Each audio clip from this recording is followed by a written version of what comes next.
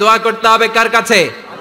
বিশ্বনবী বললেন না, দোয়া মুখুল ইবাদা, দোয়া হলো ইবাদতের নির্যাস। যার দোয়া নাই ওর কিচ্ছু নাই। দোয়া করেন নাই তো নামাজে কাজ হবে না, দোয়া করেন নাই রোজায় কাজ হবে না। কথা কন। আর দোয়া মুখুল ইবাদা, দোয়া হচ্ছে ইবাদতের নির্যাস। আবার তিরমিজির বর্ণনায় বললেন আর দোয়া হুয়াল ইবাদা, দোয়াটাই নাকি ইবাদত। দোয়াটা ইটসেলফ এইটাই ইবাদত। নামাজ যেমনি ইবাদত, রোজা যেমনি ইবাদত, হাত তুলে যে দোয়া করলেন এইটাও ইবাদত। সুবহানাল্লাহ পড়েন। এটা মুমিনের উইপন, সিলাহুল মুমিন। সাপ্লিকেশন, দোয়ার ইংরেজিতে বলে সাপ্লিকেশন। সাপ্লিকেশন is the weapon of believers. এটা বিশ্বাসীদের অস্ত্র। সবকিছুর কারামতি যেখানে শেষ, দোয়ার কারামতি ওইখানে। এরকম অনেক শুনবেন, ক্যান্সারে আক্রান্ত, দুরারোগ্য ব্যাধি, বাংলাদেশের চিকিৎসা শেষ, ইন্ডিয়া গেছে, কয় বাঁচবো 3 মাস। কয় মাস? এরপরে 7 বছর বাইসা ছিল। কেমনে বাঁচলো? কেমনে? দোয়া। দোয়ার পাওয়ার আছে না নাই? তবে দোয়াটা দোয়ার মতো হতে হবে। সিনসিয়ার দোয়া ইজ লাইক এ মিসাইল। একনিষ্ঠ দোয়া এটা মিসাইলের মতো। মিসাইল হামলা করলে ইঞ্চি ইঞ্চি যেখানে মিসাইল বোমাটা পড়ার কথা ঠিক ওখানে পড়বে। ড্রোন হামলা করলে ঠিক ওখানে, ব্যালিস্টিক ক্ষেপণাস্ত্র নিক্ষেপ করলে লক্ষ্য বস্তু যেমনি ভিত করে, তেমনি দোয়ার মতো দোয়া করলে মুহূর্তেই দোয়া কবুল হয়ে যায়। আমরা দোয়ার মতো দোয়া করতে জানি না। কেমন করে দোয়া করতে হয় আমাদের জানা নাই, এজন্য দোয়াও কবুল হয় না। চিল্লায় কোন ঠিক কিনা? কিন্তু আল্লাহ ওয়াদা দিয়েছেন, উজিবু দাওয়াতাদ দাঈ ইযা, আমার বান্দা দোয়া করলে আমি দোয়া কবুল করি। আমার বান্দা চাওয়া মাত্রই আমি কবুল করে নেই। সুবহানাল্লাহ পড়েন। যত দোয়া আপনি করেছেন সব কবুল, সব।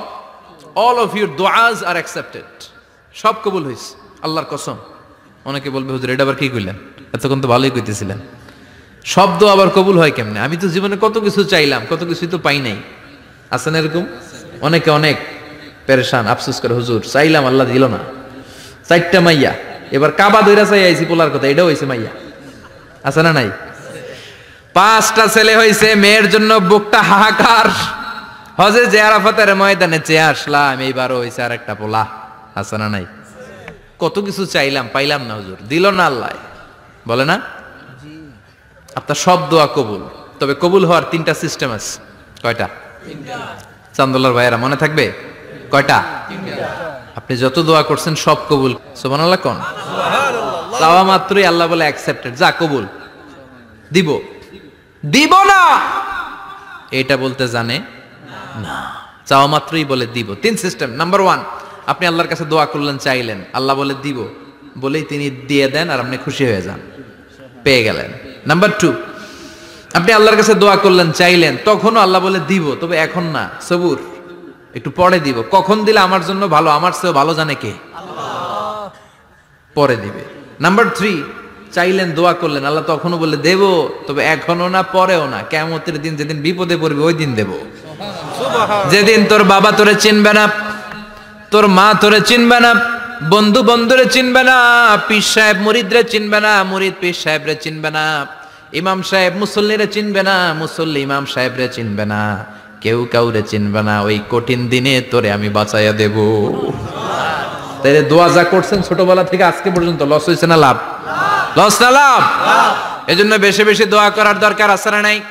জীবনে যদি কোনো নেক আমল থাকে, ওই নেক আমল দিয়ে যদি আল্লাহর কাছে দোয়া করেন, দোয়া কবুল করে নিবে কে? তবে নেক আমলটা হইতে হবে শুধুমাত্র আল্লাহর সন্তুষ্টির জন্য। প্রত্যেকের জীবনেই কিছু আমল আছে যেটা লোক দেখানো করে, আছে না নাই? আবার কিছু আমল আছে আল্লাহরে খুশি করার জন্য করে, আছে না নাই? কথা বুঝতে পেরেছেন? রাত্রিবেলা যাচ্ছেন, কেউ নাই, রাস্তায় হঠাৎ দেখলেন মসজিদ, পাশে লেখা বড় করে দান বাক্স, পকেট থেকে কচকচে 1000 টাকার নোটটা ওইখানে ঢেলে দিলেন দান বাক্সের ভিতর। কেউ দেখে নাই, দেখছে কে? আল্লাহ। এটা পৃথিবীর কাউরে দেখানোর জন্য দিছিলেন? এই দানটা আল্লাহর কাছে প্রিয়। গোপন দান আল্লাহর রাগকে কমিয়ে দেয়। সুবহানাল্লাহ বলেন। আল্লাকা সিররুন ইনদাল্লাহ বাইনাকা আনতা ওয়া বাইনাল্লাহ, আল্লাকা সাদাকাতুন তাখফা লা ইয়ালামুহা ইল্লাল্লাহ, আল্লাকা সিররুন ইনদাল্লাহ বাইনাকা আনতা ওয়া বাইনাল্লাহ আল্লাকা সাদাকাতুন তাখফা লা ইয়ালামুহা ইল্লাল্লাহ। সুবহানাল্লাহ বলেন। সুবহানাল্লাহ। আল্লাকা সিররুন ইনদাল্লাহ, তোমার আর তোমার রবের মাঝে এমন কোন গোপন জিনিস আছে নাকি যেটা আল্লাহ ছাড়া কেউ জানে না? তোমার কোনোদিন কোনো গোপন দান আছে নাকি যেটা আল্লাহ ছাড়া কেউ দেখেনি? ওই দানটা আল্লাহর কাছে প্রিয়। চিল্লায় বলেন ঠিক কিনা? এরকম কোন গোপন আমল দিয়ে যদি আপনি আল্লাহর কাছে ওসিলা করে দোয়া করেন, আল্লাহ ওই কঠিন বিপদের দিনে এই আমলটা করছিলাম শুধু তোমারে দেখানোর জন্য, এর ওসিলায় বাঁচাও, বাঁচাবে কে? বুখারীতে একটা হাদিস আছে, সালাসাতুন ফিল গার, বনি ইসরাইলের 3 লোক সফরে বেরিয়েছে, মরুভূমির সফর, মাঝখানে তুফান, কই যাবে, কই বাঁচবে, দৌড়াদৌড়ি শুরু। দৌড়াতে দৌড়াতে এক পাহাড়ের গুহার ভেতরে আশ্রয় নিয়েছে। গুহা চিনেন তো? পাহাড়ের গুহা। আশ্রয় নেওয়ার সাথে সাথেই বৃষ্টির পানির ঝাপটায় পাহাড়ের উপর থেকে বিশাল এক পাথর খণ্ড এসে পাহাড়ের গুহার মুখটা বন্ধ করে দিয়েছে। বন্ধ, অন্ধকার। এরা পড়ছে বিপদে, হায় হায় বাঁচার জন্য ঢুকলাম, এখন দেই মরণ। ঢুকছিল কি জন্য? এখন মরণ। বিশাল পাথরের খণ্ড এসে গুহার রাস্তাটা বন্ধ করে দিয়েছে। 3 জন গায়ে যত শক্তি ছিল ধাক্কায়ও পাথর সরাইতে পারে না। হায় হায়, অক্সিজেন ভিতরে যা আছে আধা ঘন্টা শেষ হয়ে যাবে, কি করে বাঁচবো? বাঁচার উপায় নাই। চিল্লা ফাল্লা শুরু হয়ে গেল, কান্নাকাটি শুরু। একজন বলে, তোমাদের জীবনে কার কি নেক আমল আছে, যেই নেক আমলটা আল্লাহর ভয়ে করছিল ওইটার ওসিলা দিয়ে দোয়া করে দেখো কিছু হয় কিনা। সুবহানাল্লাহ কোন? সুবহানাল্লাহ। এটাই উপায়।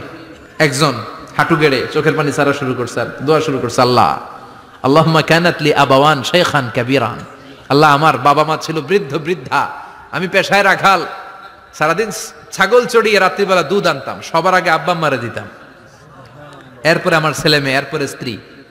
একদিন গভীর রাতে এসে দেখি আব্বা আম্মা ঘুমায়, দুধের বাটি নিয়ে আব্বা আম্মার মাথার সামনে দাঁড়িয়ে রইলাম। ছেলে মেয়েগুলো আব্বা এসে বলে, আব্বা দুধ দাও। আমি বললাম পরে, আগে আব্বা আম্মা খাবে তারপরে তোরা। ছেলে মেয়েগুলো কান্না জুড়ে দিল, আমি দেই নাই।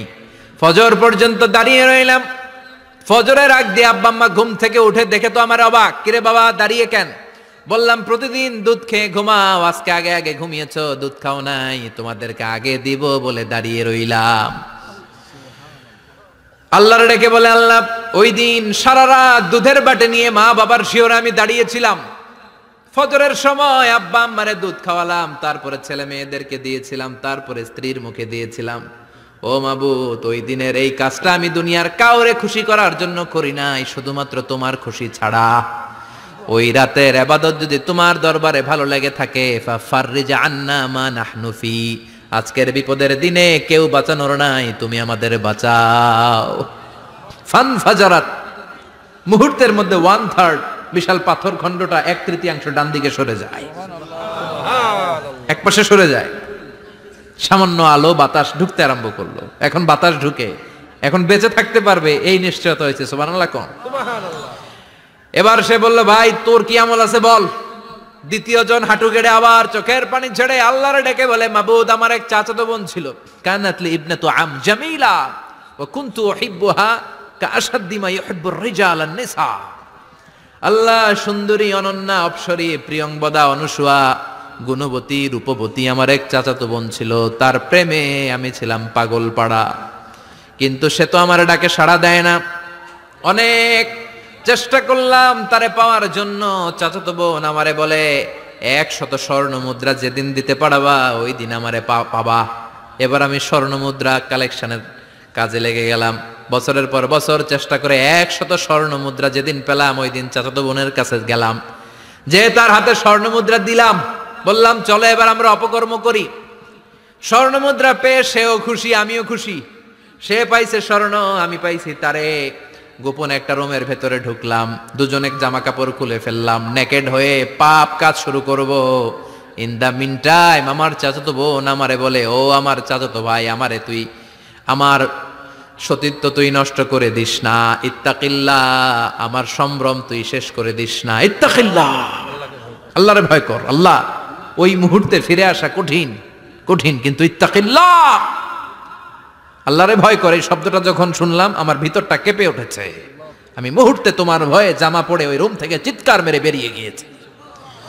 আল্লাহ সেদিন আমি পাপ কাজ করি নাই, সেদিন আমি মনের খায়েশ মিটাই নাই, তোমার ভয়ে সেদিন আমি দৌড়ে পালিয়েছি। ওই দিনে আমলটা যদি তোমার কাছে ভালো লেগে থাকে, ফাফাররিজ আন্না ফিমা নাহনু ফি, আজকে যেই বিপদে আছি তুমি বাঁচাও। বলার সাথে সাথে 2/3 2/3 পাথরের খণ্ডটা আরো ডান দিকে সরে যায়। সুবহানাল্লাহ পড়েন। এবার আরো বড় ফাঁকা হয়েছে। এবার তারা বেরোতে চেষ্টা করলো, দেখে মাথা বেরোয়, শরীর বেরোয় না, হাত বেরোয়, পিঠ বেরোয় না, পা বের হয়, দেহ বেরোয় না, আরো সরতে হবে। এবার বাকি আছে কয়জন? সে দোয়া করতে শুরু করলো, আল্লাহ ইস্তাজারতু উজারাক, আমি ব্যবসায়ী ছিলাম, অনেক শ্রমিক ভাড়া করে একদিন একটা কাজ করালাম, সব শ্রমিকের টাকা দিয়ে দিলাম। এক শ্রমিক টাকা না নিয়ে ভাগলপুর কই যে গেছে নিজেও জানি না, ওর টাকা আমার কাছে রয়ে গেল। এই শ্রমিককে আর টাকাটা বুঝাই দিতে পারি নাই। এই টাকা দিয়ে আমি কয়েকটা ছাগল কিনলাম, এই ছাগলগুলো বাচ্চা দিল, ওগুলো বাচ্চা দিল, ওগুলো বাচ্চা দিল, দিতে দিতে বিশাল ছাগলের ডেইরি ফার্ম করে ফেললাম তার ওই টাকা দিয়ে। 1 যুগ 12 বছর পরে সে এসে বলে আমার টাকা ফিরায় দাও। আমি বললাম এই যে ছাগলের ডেইরি ফার্ম পুরোটাই তোমার। সে বলে আতাস্তাজিউ মিন্নি, আমার সাথে ঠাট্টা করো? আমি পাই সামান্য কয়টা টাকা, 1 যুগ আগে যেই টাকা পাইতাম ওইটা দিলেই চলবে। আমি বললাম, ও শ্রমিক, তোমার টাকা দিয়ে আমি ছাগল কিনে ব্যবসা করেছি, ছাগল বাচ্চা দিয়েছে, বাড়তে বাড়তে বাড়তে বাড়তে আজকের বিশাল এই ডেইরি ফার্ম, এই ডেইরি ফার্মের মালিক আমি নই, তুমি নিয়ে যাও। বলার সাথে সাথে শ্রমিক আনন্দে নাচতে নাচতে ডেইরি ফার্ম নিয়ে যায়। ও আল্লাহ, ওই দিন যদি সে যতটুকু টাকা পাওনা ছিল অতটুকু দিলেই সে খুশি হয়ে যেত, শুধু তোমার খুশির জন্য পুরো ডেইরি ফার্ম আমি তারে দিয়ে দিয়েছিলাম। আল্লাহু আকবার। আল্লাহ, আজকের এই বিপদের দিনে আমার সেদিনের আমলটা যদি তোমার কাছে ভালো লাগে তুমি বাঁচাও। বলতে দেরি, মুহূর্তের মধ্যে বিশাল প্রকাণ্ড পাথর খণ্ডটা অন্যদিকে দৌড়ে চলে যায়। পাহাড়ের গুহা ওপেন, পাথর খণ্ড নাই। আল্লাহর শুকরিয়ার তাকবীর দিতে দিতে 3 জন বের হয়ে যায়। সুবহানাল্লাহ পড়েন। সহিহ বুখারীর বর্ণনা, সহিহ হাদিস। নিজের এমন কোন নেক আমল যদি থাকে যে আমলটা শুধু আল্লাহর জন্য করেছিলাম, ওই নেক আমলের ওসিলা দিয়ে দোয়া করলে দোয়া কবুল করবে কে? করতে রাজি আছেন তো? সবাই সবার জন্য দোয়া করবো, রাজি আছেন তো? আল্লাহ আমাদের সবাইকে কথাগুলো বুঝার ও আমল করার তৌফিক দান করুক। আমরা পড়ি আমিন।